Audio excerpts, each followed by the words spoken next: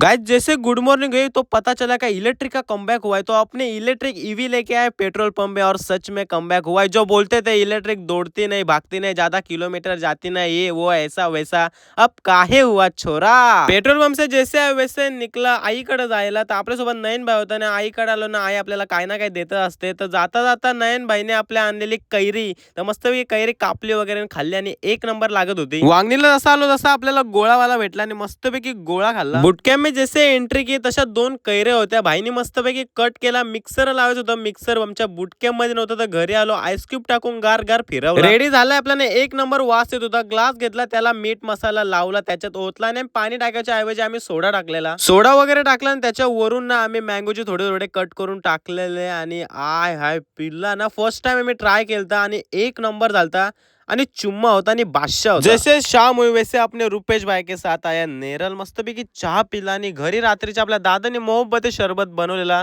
तर तो पिला आणि व्लॉग एंड केला।